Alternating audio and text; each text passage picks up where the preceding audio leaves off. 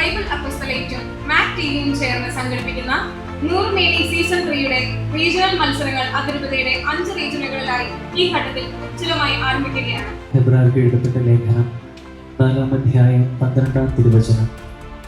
ദൈവത്തിന്റെ വചനം സജീവവും ഊർജ്ജസ്വലവുമാണ്, തിരുനിലവാളിനേക്കാൾ മൂർച്ചയേറിയതും ചേതനയിലും ആത്മാവിലും സന്ധിബന്ധങ്ങളിലും മജ്ജയിലും തുളച്ചു കയറി ഹൃദയത്തിന്റെ വിചാരങ്ങളെയും നിയോഗങ്ങളെയും വിവേചിക്കുന്നതുമാണ്.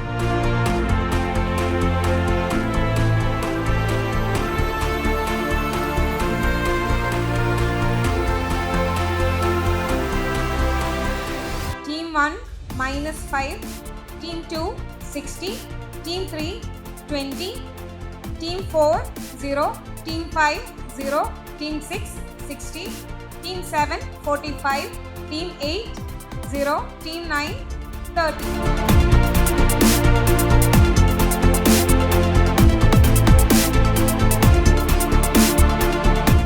തേർഡ് വന്നിരിക്കുന്നതാണ് ടീം 9 with 30 points. സെക്കൻഡ് വന്നിരിക്കുന്നത് ടീം 7 with 45 points.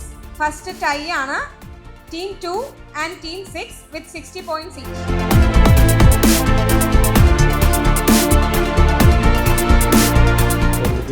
വിശ്വാസം പ്രവൃത്തിയിലേക്ക് കൊണ്ടുവരണം. യാക്കോബിന്റെ സുവിശേഷം ലേഖനത്തിൽ 2:26 പ്രവൃത്തി കൂടാതെയുള്ള വിശ്വാസം ആത്മാവിൽ അല്ലാതെ ശരീരം മൃതമായിരിക്കുന്ന പോലെ പ്രവൃത്തി കൂടാതെയുള്ള വിശ്വാസം നിർജ്ജീവമാണെന്നുള്ളത്. അപ്പം ദൈവത്തിന് വേണ്ടി എന്തെങ്കിലും പ്രവർത്തിക്കണം എന്നുള്ളൊരു ആഗ്രഹം മുന്നോട്ട് വരുന്നുണ്ട്. ദൈവം ഈശോ എന്നെ വ്യക്തിപരമായി കൂടുതൽ സ്നേഹിക്കുന്നതായിട്ടുള്ള ഒരു ബോധ്യം കിട്ടി. പിന്നെ വെളിപാട് കൂടുതലായിട്ട് വെളിപ്പെട്ട് കിട്ടുന്നുണ്ട്.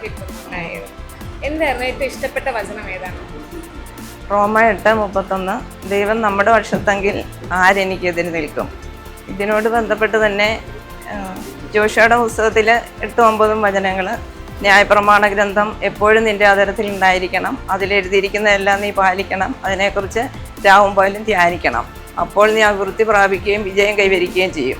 ശക്തനും ധീരനുമായിരിക്കണമെന്നും ഭയപ്പെടുകയോ വെപ്രമിക്കുകയോ ചെയ്യരുത് നിന്നോട് ഞാൻ കൽപ്പിച്ചിട്ടില്ലയോ, നിന്റെ ദൈവമായ കർത്താവ് നീ പോകുന്നിടത്തെല്ലാം നിന്നോട് കൂടെയുണ്ട്. ഇതൊരു വളരെ ബോധ്യപ്പെട്ടു, വളരെ കൂടെ കൊണ്ട് നടക്കാൻ സാധിക്കും.